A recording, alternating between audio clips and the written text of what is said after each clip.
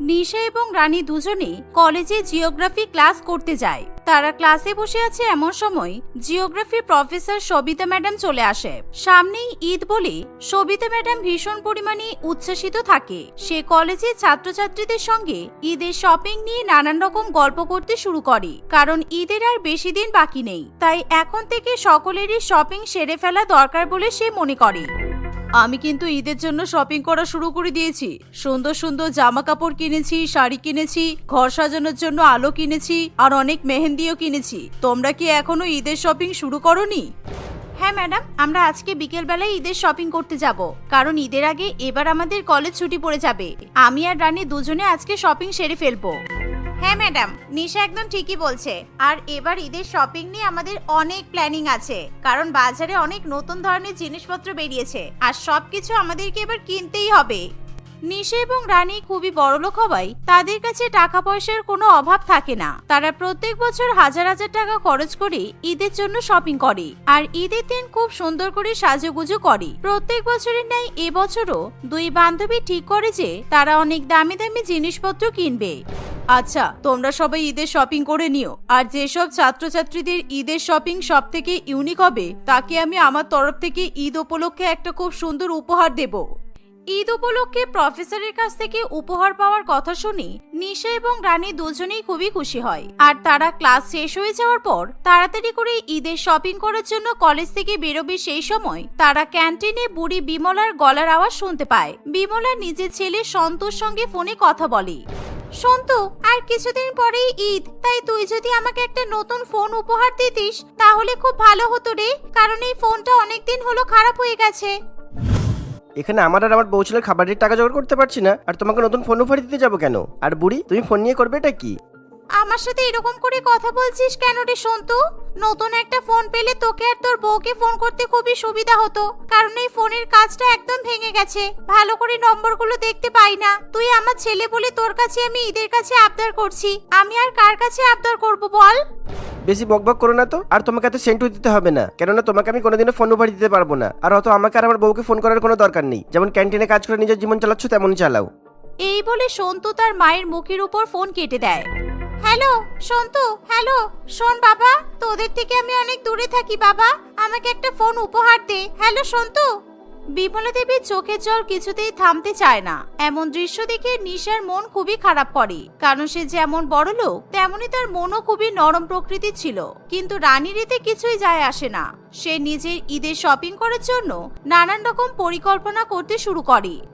ইস, বিমলা দিদা কেমন করে কাঁদছে দেখ। দিদার গলার আওয়াজ শুনে আমার খুব কষ্ট হচ্ছে। ঈদের আগে এরকম করে কান্নাকাটি করা একদম ঠিক নয়। ওনাকে যদি ওনার ছেলে একটা ফোন উপহার দিত তাহলে কি এমন ক্ষতি হয়ে যেত বলতো? এই চুপ কর তো, তোকে আর বেশি মায়া দেখাতে হবে না। আর তুই কলেজ থেকে বেরোতে বেরোতে কত দেরি করছিস জানিস? এরপর আমরা কখন শপিং করতে যাব? তুই এই বিমলা দিদার কথায় কান দিস না তো। চল, আমরা শপিংটা করেই আসি। এই বলে রানী এবং নিশা শপিং করার জন্য টাকা নিতে যে যার বাড়ির উদ্দেশ্যে চলে যায়। বাড়িতে যাওয়ার পর, বাবা, এবার কিন্তু আমি ঈদ উপলক্ষে প্রত্যেক বছরের তুলনায় এই বছরে বেশি শপিং করব, কারণ আমাদের প্রফেসর বলেছে যার শপিং সব থেকে বেশি ইউনিক হবে সে উপহার পাবে। তাই তুমি আমাকে শপিং করার জন্য 1 লক্ষ টাকা দাও। বাবা, তুই 1 লক্ষ টাকা দিয়ে কি এমন করবি রে? আমি আমার জীবনে প্রথম শুনলাম কেউ 1 লক্ষ টাকা দিয়ে শপিং করবে। আমার মনে হচ্ছে তুই তো গোটা শহরকে ঈদের জন্য শপিং করে দিবি। নিশা তার বাবার কোনো কথাই শুনতে চায় না, আর মিস্টার পরম যেহেতু মেয়ের সব কথা শোনে সেই কারণে সে এবারও নিশাকে 1 লক্ষ টাকা নগদ দিয়ে দেয়। আর অন্যদিকে রানীও তার বাবার কাছ থেকে 1 লক্ষ টাকা নিয়ে শপিং করতে বেরিয়ে পড়ে। বাপরে বাপ, দেখ এবার মার্কেটে ঈদের জন্য কত সুন্দর সুন্দর লেহেঙ্গা, সারারা, সালোয়ার স্যুট কত কিছু বেরিয়েছে। আগের বছর তো এত সুন্দর জামা কাপড় আমি দেখিনি। কিরে রানী, তুই কিছু কিনবি না নাকি? কিনবো না মানে? আমি এক্ষুনি 20,000 টাকা দামের একটা সারারা লেহেঙ্গা কিনবো, আর তার সাথে 5,000 টাকা দামের একটা কুন্দনের সেট আর মাথার ছাপকি কিনবো। এই বলে রানী তাড়াতাড়ি করে একটা বড় শোরুমে ঢুকে পড়ে, আর সে অনেক দামি দামি লেহেঙ্গা জামা কাপড় কেনে। সেই সাথে ঈদের দিন পরার জন্য অনেক জুয়েলারিও কেনে। শুধু তাই নয়, ঘরবাড়ি সাজানোর জন্য অনেক দামি দামি লাইটও কেনে এবং অনেক টাকা খরচা করে সে নিজের হাতে ঈদ উপলক্ষে মেহেন্দি পর্যন্ত পরে। কিন্তু নিশা কিছু না কিনে চুপচাপ দাঁড়িয়ে থাকে। তার শুধু রাস্তায় চলাফেরা করা গরিব বাচ্চাদের দিকে চোখ পড়ে, যারা সকলের কাছে ঈদের উপহার ভিক্ষা চায়। কিন্তু সবাই নিজেদের জন্য দামি দামি উপহার কিনলেও সেই গরিব বাচ্চাদেরকে কোনো উপহার দেয় না। সমাজের কি অবস্থা হয়েছে রে রানী? মানুষ যত ধনী হচ্ছে ততই মানুষের মন নিকৃষ্ট হয়ে যাচ্ছে, আর বড়লোক মানুষেরা এই ঈদ উপলক্ষে উপহার দেওয়ার আনন্দকে নিজেদের মধ্যে সীমিত করে নিয়েছে। বুঝলাম, তোর মাথায় ছিট হয়েছে, সেই কারণে তুই কখন থেকে আমার শপিং করে দেখছিস কিন্তু নিজে কিছুই কিনছিস না, আর এখন এসব বড় বড় কথা বলছিস। তুই কিছু কিনবি না নাকি বলতো? আজকে তোকে যে শপিং করতে দেখলাম তাতে আমার শপিং করার ইচ্ছা মিটে গেছে, তাই এখন আমার খুব খিদে পেয়েছে। চল আমরা বিরিয়ানি খেয়ে বাড়িতে যাই, তারপর আরেকদিন এসে আমি শপিং করব। প্রথমে ভেবেছিলাম আজকেই শপিং করব, কিন্তু আজকে আর ভালো লাগছে না রে। নিশার এমন কথা শুনে রানী খুবই অবাক হয়, কিন্তু রানীরও খুব জোরে খিদে পেয়ে যাওয়ায় তারা দুজনে একটা বড় রেস্টুরেন্টে ঢোকে, আর সেখানে মটন বিরিয়ানি, মটন হালিম এবং চিকেন চাপ খায়। খাওয়া দাওয়া হলে যে যার মতো তারা বাড়িতে ফিরে যায়।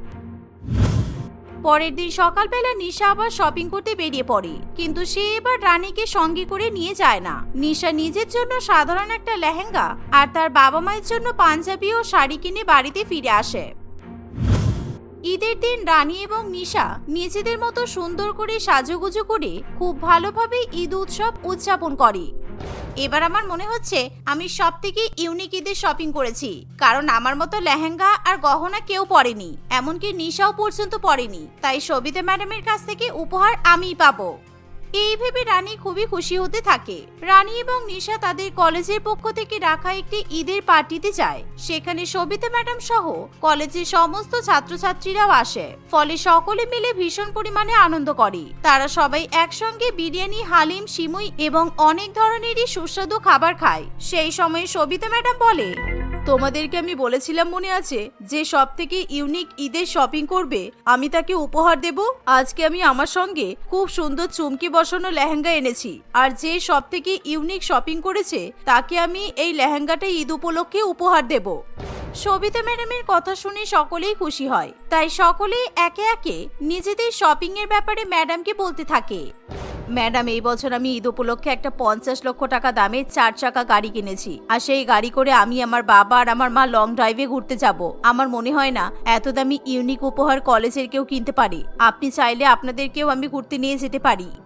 বাহ, এ তো খুব ভালো আর খুবই দামি শপিং করেছো। ঠিক আছে, পরে যেদিন সময় হবে নিশ্চয়ই তোমার গাড়িতে করে আমি ঘুরতে যাব।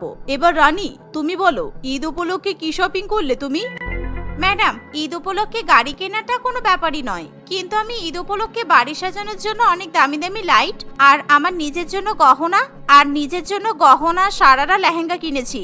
এমনকি আমি অনেক টাকা খরচা করে মেহেন্দিও পরেছি। তাই আমি জানি আপনার উপহারটা আমিই পাবো। এভাবেই প্রত্যেকে নিজেদের শপিং এর কথা সবিতা ম্যাডামকে জানাতে থাকে। অন্যদিকে নিশা একেবারে চুপ করে থাকে। এই দেখে সবিতা ম্যাডাম ভীষণ পরিমাণে অবাক হয়। কি ব্যাপার নিশা, তুমি এরকম চুপ করে আছো কেন? তুমি এবার ঈদ উপলক্ষে কোনো শপিং করোনি? কারণ তোমার ঈদের লেহেঙ্গাটা খুবই সাধারণ বলে মনে হচ্ছে। হ্যাঁ ম্যাডাম, হ্যাঁ আমি শপিং করেছি, প্রায় 1 লক্ষ টাকার শপিং করেছি। কিন্তু আমি যেসব জিনিসগুলো কিনেছি সেগুলো যদি আপনাকে বলি তাতে আপনি আমাকে গিফট দেবেন কিনা আমি জানি না। অবশ্য আমার গিফট চাইও না। নিশার এমন কথা শুনে সবাই ভীষণ পরিমাণে অবাক হয়, কারণ রানী নিজেই জানে না তার প্রিয় বান্ধবী ঈদের জন্য কি শপিং করেছে। ফলে রানীও উদ্গ্রীব হয়ে থাকে নিশার শপিং এর ব্যাপারে জানার জন্য। আরে তুমি আমাকে বলো না তুমি কি শপিং করেছো, না হলে আমি বুঝবো কি করে, কারণ আমরা সবাই শুনতে চাই। ঈদ উপলক্ষে তুমি কি শপিং করলে বলো। ঠিক আছে ম্যাডাম, বলছি। আসলে ঈদ উপলক্ষে নিশা 1 লক্ষ টাকা নিয়ে বাজারে যায়, আর সেই টাকা দিয়ে প্রথমে সে বিমলা দেবীর জন্য 20,000 টাকার একটা দামি টাচ ফোন কিনে দেয়, কারণ সে একেবারেই বিমলা দেবীর চোখের জল সহ্য করতে পারে না। তাই সে ঈদ উপলক্ষে বিমলা দেবীকে ফোন উপহার দেয়। সেই সাথে সে গরিব বাচ্চাদেরকে উপহার দেওয়ার জন্য সুন্দর সুন্দর লেহেঙ্গা এবং শেরওয়ানিও কেনে। বয়স্ক গরিব বৃদ্ধদের জন্য শাড়ি এবং জামা কাপড় কেনে, আর তার সাথে সে অনেক চকলেটও কেনে। এমনকি ঈদের দিন সকালবেলা সে অনেক গরিব বাচ্চাদেরকে বিরিয়ানি এবং মটন চাপ খাওয়ায়।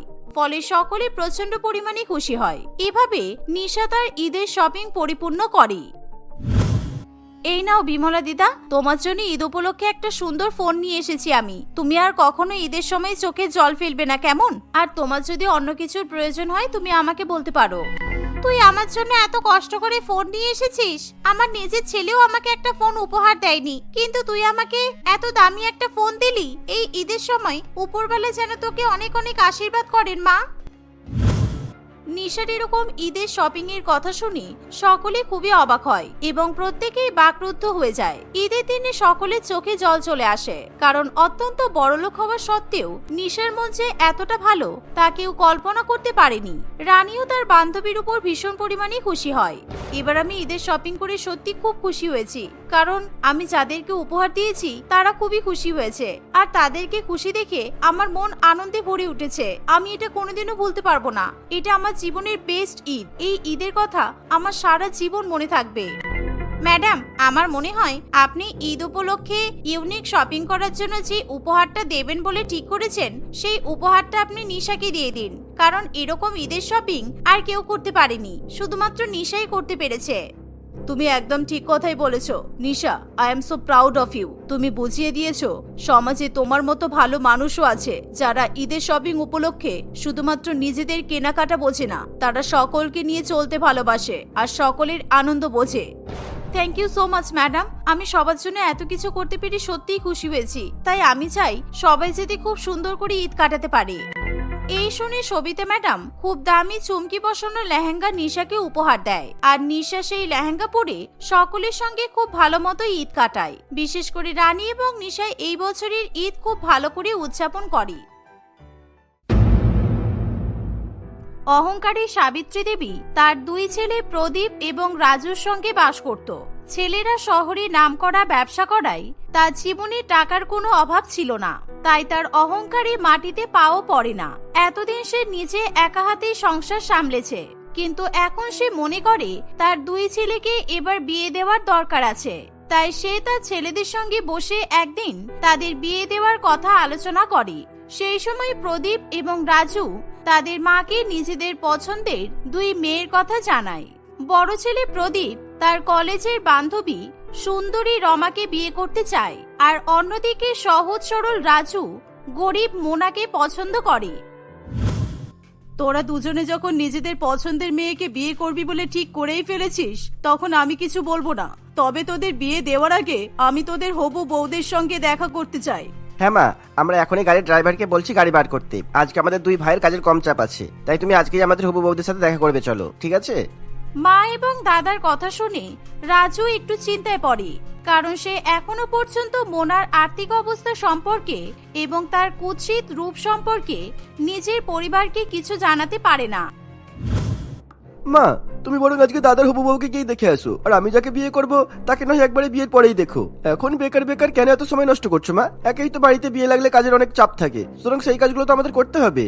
তোকে বিয়ের কাজ নিয়ে এত চিন্তা করতে হবে না রাজু, আমাদের কাছে টাকার অভাব নেই, সুতরাং টাকা দিলেই কাজ করার জন্য লোক হাজির হয়ে যাবে। কিন্তু তাই বলে আমি তোর হবু বউকে দেখবো না বলছিস?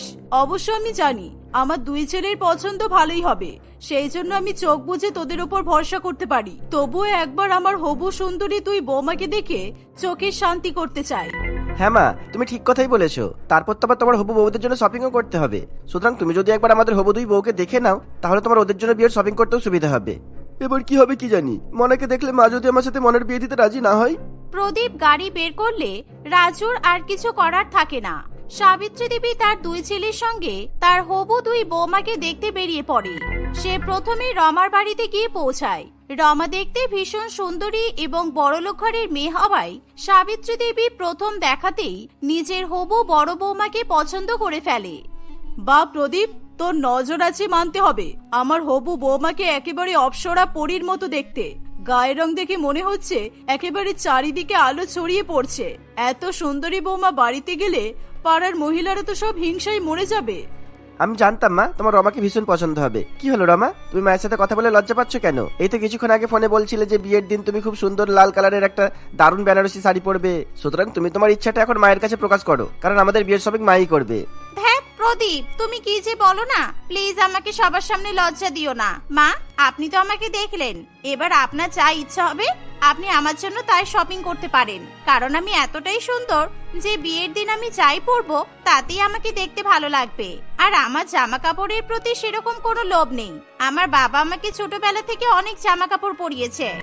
রমার এরকম স্মার্ট কথাবার্তা সাবিত্রী দেবীর একেবারে মনে গেঁথে যায়। সে রমাকে ভীষণ পরিমাণে পছন্দ করে ফেলে। তাই সে প্রদীপের সঙ্গে রমার বিয়ের পাকা কথা বলে রাজুর হবু বউ মোনার বাড়িতে যাওয়ার উদ্দেশ্যে রওনা দেয়।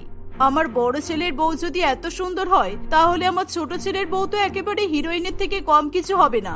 উফ, নিজের দুই সুন্দরী বৌমাকে বিয়ের দিন এত ভালো ড্রেস পরিয়ে সাজাবো না, সবাই হা করে শুধু তাকিয়ে থাকবে। সাবিত্রী দেবী মোনার সঙ্গে দেখা করার জন্য ভীষণ পরিমাণে উৎসুক হয়ে থাকে। কিছু সময় পেরিয়ে গেলে রাজুর কথা মতো গাড়ি একটা কুড়ে ঘরের সামনে গিয়ে দাঁড়ায়। তারা সকলে মিলে গাড়ি থেকে নামে। কি হলো রাজু, তুই এই গরিব কুড়ে ঘরের সামনে নামতে বললি কেন? আমি জানি তোর মন ভালো, কিন্তু তাই বলে এখন তোর ভিখারিদের কিছু দান করতে হবে না। আগে তোর বউকে দেখে আসি, তারপরে সব কথা ভাবা যাবে। মা, এই কুড়ে ঘরে মনে আর ওর গরিব মা থাকে, আর আমি কোনো ভিখারিকে দান করতে এখানে আসিনি, বরঞ্চ মনের সাথে তোমাকে দেখা করতে নিয়ে এসেছি। রাজুর এমন কথা শুনে সাবিত্রী দেবীর মাথায় একেবারে পাহাড় ভেঙে পড়ে, কারণ সে কিছুতেই মানতে পারে না যে তার ছোট ছেলে এরকম গরিব ঘরের মেয়েকে পছন্দ করতে পারে। সেই কুড়েঘর থেকে যখন মোনা এবং তার মা বেরিয়ে আসে, তখন সাবিত্রী দেবীর চোখের কাটা হয়ে দাঁড়ায় মোনার এরকম কুৎসিত রূপ। একেই মোনা গরিব, তার উপর দেখতে খারাপ, তাই কিছুতেই সাবিত্রী দেবী রাজুর সঙ্গে মোনার বিয়ে দিতে চায় না। কিন্তু রাজু তার মাকে জোর করলে শেষ পর্যন্ত সে মোনার সঙ্গে কথা বলার জন্য কুড়েঘরের ভেতরে যায়।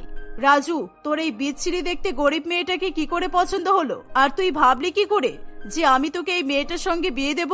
আমার মনে হয় তুই বড়লোক বলে এই গরিব মেয়েটা তোকে ফাঁসিয়েছে। না না, আপনি ভুল ভাবছেন। আমি সত্যি আপনার ছেলেকে ভীষণ পছন্দ করি, আর আমি ওকে কোনোভাবেই ফাঁসাইনি।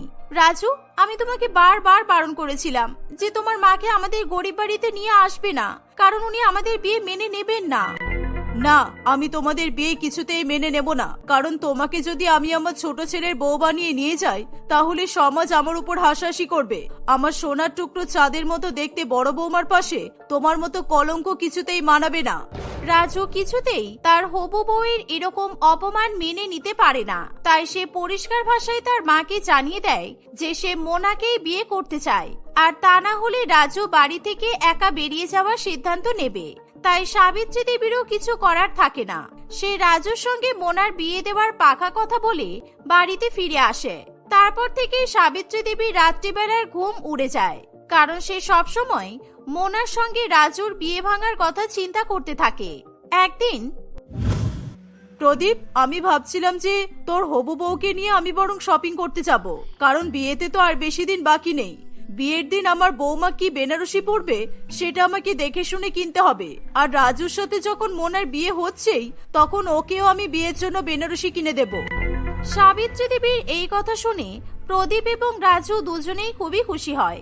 বিশেষ করে রাজু মনে মনে সন্তুষ্টি পায় এই ভেবে যে তার মা মোনাকে ছোট বৌমা হিসেবে মেনে নিয়েছে। দুই ছেলে তাদের দুই হবু বউকে ফোন করে তাদের মায়ের সঙ্গে শপিং করতে যাওয়ার কথা জানায়। রমা এবং মোনা দুজনেই এই শুনে খুবই খুশি হয়। তারা শপিং করবে বলে একটি শপিং মলের সামনে চলে আসে। সেখানে সাবিত্রী দেবী নিজে দুই হবু বৌমার জন্য অপেক্ষা করে, কিন্তু মোনা সেখানে পৌঁছানোর পর সাবিত্রী দেবী ও রমা মিলে তাকে ভীষণ পরিমাণে অপমান করতে শুরু করে। কি হলো মোনা, এরকম করে হা করে শপিং মলের দিকে তাকিয়ে আছো কেন? জীবনে প্রথমবার আমাদের পাল্লায় পড়ে এত বড় শপিং মলে শপিং করতে আসলে বলো?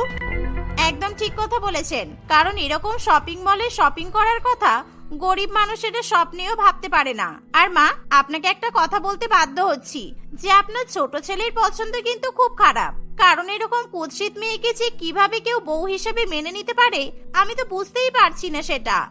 এরকম কথা শুনে মোনার চোখে জল চলে আসে, কিন্তু সে কোনো প্রতিবাদ না করে চুপ করে সব কথা সহ্য করে।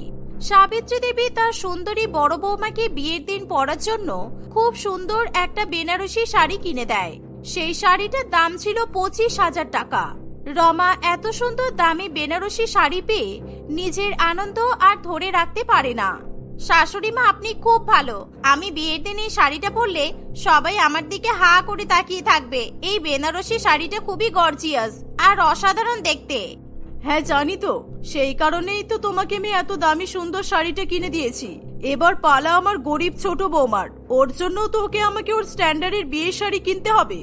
এই বলে সাবিত্রী দেবী তাদের দুজনকে নিয়ে শপিং মলের বাইরে বেরিয়ে আসে। সেই শপিং মলের বাইরে একটা ছোট ছাপা শাড়ির দোকানে চলে যায়। সেখান থেকে সাবিত্রী দেবী নিজের গরিব ছোট বৌমাকে একটা বাজে দেখতে ময়লা রঙের পাতলা শাড়ি বিয়েতে পরার জন্য কিনে দেয়। তুমি কি ভেবেছিলে তোমাকে শপিং মলে নিয়ে গেছি বলে আমি তোমাকে রমার মতো ভালো দামি বেনারসি শাড়ি কিনে দেব? তোমার ধারণা একেবারেই ভুল। তোমার যোগ্যতা এরকম খারাপ শাড়ি পরার, তাই তোমাকে আমি তোমার যোগ্যতা অনুযায়ী এই শাড়িটা কিনে দিয়েছি। মা, আমার শপিং মলে সুন্দর শাড়ির কোনো দরকার নেই। আপনি আমাকে বিয়েতে পরার জন্য ভালোবেসে যে শাড়িটা উপহার দিয়েছেন, আমি সেটা পরেই আপনার ছোট ছেলেকে বিয়ে করব। কারণ ভালো কিংবা খারাপ শাড়ি দিয়ে মানুষের গুণ বিচার করা যায় না। আমি আপনার ছোট ছেলেকে আমার বর হিসেবে পাবো, তাতেই আমি আনন্দিত। এটাই আমার কাছে জীবনের অনেক বড় পাওয়া। মোনার এরকম উত্তর শুনে সাবিত্রী দেবী চুপ করে যায়। কিছুক্ষণ পর দুই বৌমা নিজেদের বিয়ের বেনারসি শাড়ি নিয়ে যে যার মতো বাড়িতে ফিরে যায়। রাজু মোনাকে ফোন করলে কিছুতেই মোনা তার বিয়ের শাড়ির কথা রাজুকে বলতে চায় না, কিন্তু রাজু জোর করলে মোনা তার বিয়ের শাড়ির ছবি তুলে রাজুকে পাঠিয়ে দেয়। ঠিক তখনই প্রদীপ এসে তার ভাইকে রমার খুব সুন্দর বেনারসি শাড়ির ছবি দেখায়। এর ফলে রাজু তার মায়ের এরকম দ্বিচারিতা কিছুতেই মেনে নিতে পারে না। মা, তুমি কিভাবে আমার বউকে বিয়েতে পড়ার জন্য এরকম একটা খারাপ শাড়ি উপহার দিতে পারো? তুমি তো বড় বৌদিকে কত সুন্দর বেনারসি শাড়ি কিনে দিয়েছো। তোমার যদি ইচ্ছা না থাকতো তাহলে আমাকে বলতে পারতে, আমি আমার বউকে শাড়ি কিনে দিতাম। যা করেছি বেশ করেছি। তোর সাথে ওরকম কুৎসিত মেয়ের বিয়ে দেওয়ার কথা মেনে নিয়েছি। এর থেকে বড় ব্যাপার আর কিছুই হতে পারে না। আরো বিয়ের শাড়ি নেওয়ার সময় আমাকে কত জ্ঞানের কথা শোনালো তুই জানিস? আবার বাড়িতে এসে তোর কাছে নালিশ করেছে। বাজে লোভী একটা মেয়ে। এই বলে সাবিত্রী দেবী সেখান থেকে চলে যায়। দেখতে দেখতে বিয়ের দিন চলে আসে। বিয়ের সময় বড় বৌমা নিজের বেনারসি শাড়ি পরে খুব সুন্দরভাবে সেজে বিয়ের মণ্ডপে চলে আসে। অন্যদিকে ছোট বৌমা সেই ছাপা শাড়ি পরে মণ্ডপে এসে দাঁড়ায়। সকলে মিলে দুই বৌমার এরকম বিপরীত রূপ দেখে হাসাহাসি করতে থাকে। বিশেষ করে মোনার জন্য সাবিত্রী দেবীকে অনেক খারাপ খারাপ কথা শুনতে হয়। এই চাঁদের গায়ে কলঙ্কটার জন্য আমাকে অনেক খারাপ খারাপ কথা শুনতে হচ্ছে। একটা বাজে দেখতে কুৎসিত মেয়ে আমার বাড়ির বউ হচ্ছে। বিয়ের পর ওর উপর এমন ভাবে অত্যাচার করব যাতে ও নিজে থেকে আমার বাড়ি থেকে পালিয়ে যায়। কিন্তু এখন আমার কাছে কিছু করার নেই। আমাকে চুপচাপ করে রাজুর সঙ্গে এই মোনার বিয়ে দেখতেই হবে। সাবিত্রী দেবী বিয়ের অনুষ্ঠানে কারোর সঙ্গে কোনো ঝামেলা করে না। কিছুক্ষণের মধ্যেই দুই ছেলের ধুমধাম করে বিয়ে হয়ে যায়। বিয়ের পরেও শাশুড়ি মা তার বড় বৌমার জন্য বেশ সুন্দর সুন্দর শাড়ি উপহার হিসেবে নিয়ে আসে। কিন্তু ছোট বৌমাকে সেই বিয়ের দিনে শাড়ি পরেই থাকতে হয়। পাড়ার মহিলারা নতুন দুই বউয়ের মুখ দেখতে এসে সাবিত্রী দেবীর বড় বৌমার অনেক প্রশংসা করে, কিন্তু মোনাকে দেখে আর তার শাড়ি দেখে নানান রকম ভাবে তাকে অপমান করা হয়। এর ফলে মোনার চোখে জল চলে আসে। এভাবেই দেখতে দেখতে কিছুদিন কাটে। একদিন, মা, আমাদের বাড়িতে ভীষণ ইঁদুরের উৎপাত বেড়েছে, তাই আমি আপনার ছেলেকে পেস্ট কন্ট্রোলকে ডাকতে বলেছি। আর আমার আলমারিতেও ইঁদুর ঢুকে যাচ্ছে। আপনি বরং আমার বিয়ের দামি বেনারসি শাড়িটা আপনার আলমারিতে নিয়ে গিয়ে রেখে দিন। আমার কাছে থাকলে ওটা নষ্ট হয়ে যাবে, কিন্তু আপনার উপর আমার সম্পূর্ণ ভরসা আছে। ঠিক আছে বৌমা। রমা তার বিয়ের দামি সুন্দর বেনারসি শাড়ি তার শাশুড়ি মাকে দিয়ে দেয়। সাবিত্রী দেবী সেই শাড়ি নিজের আলমারিতে রাখে। কিন্তু কিছুদিন পর বড় বৌমা যখন তার বিয়ের শাড়ি একটি বিয়ে বাড়িতে পরবে বলে তার শাশুড়ি মায়ের কাছে শাড়ি চাইতে চায়, তখন সে দেখে যে সেই বেনারসি শাড়ি ইঁদুর কেটে দিয়েছে। সাবিত্রী দেবীর আলমারির একটা বড় গোল গর্ত দিয়ে ইঁদুর ঢুকে রমার বেনারসি শাড়ি কেটে টুকরো টুকরো করে দেয়। কিন্তু সাবিত্রী দেবী কিছু টেরও পায় না। আপনাকে একটা দায়িত্ব ঠিক করে পালন করতে দিলাম, আর আপনি সেটাও করতে পারেন না। আমি ভেবেছিলাম আপনার আলমারিতে অন্তত ইঁদুর ঢোকে না, কিন্তু আপনি তো দেখছি অনেক বড় আতাল। যখন আমার শাড়িকে ঠিকঠাক ভাবে দেখাশোনা করতেই পারবেন না, তখন আমাকে বলে দিতেই পারতেন, আমি আপনার ছোট বৌমার আলমারিতে শাড়িটা রেখে দিতাম। আমার মনে হয় সবাই আমার রূপের আর আমার শাড়ির অনেক প্রশংসা করেছে বলে আপনি হিংসায় এই কাজটা করেছেন। নিজের আলমারির দরজা খুলে রেখে দিয়েছিলেন যাতে ইঁদুর ঢুকে আমার শাড়িটা নষ্ট করে দেয়, তাই তো? বৌমা, তুমি ভুল ভাবছো। সাবিত্রী দেবীর এরকম অপমান দেখে মোনার খুবই খারাপ লাগে। তুমি মাকে এভাবে কথা শোনাচ্ছ কেন? তোমার বিয়ের শাড়ি না হয় ইঁদুরে কেটে দিয়েছে, তাতে এত বড় কোনো ক্ষতি হয়ে যায়নি যে তুমি মাকে অপমান করবে। ভুলে যেও না, তোমাকে এই দামি শাড়িটা কিন্তু মা নিজেই কিনে দিয়েছিল, আর তুমি যদি চাও তোমাকে কিন্তু মা আবার শাড়ি কিনে দিতেই পারবে। মোনার এত ভালো ব্যবহার সাবিত্রী দেবীর মন ছুঁয়ে যায়। সে মনে মনে নিজের ভুল বুঝতে পারে এবং মোনার কাছে সে হাত জোড় করে ক্ষমা চায়। সাবিত্রী দেবী লক্ষ্য করে মোনা এখনো পর্যন্ত তার বিয়ের শাড়িটা পরেই আছে, তাই সাবিত্রী দেবী সেদিনই মোনাকে সঙ্গে নিয়ে শপিং মল থেকে অনেক ভালো ভালো শাড়ি কিনে দেয়। এভাবেই মোনা তার পরিবারের সঙ্গে হাসি খুশি বসবাস করতে থাকে।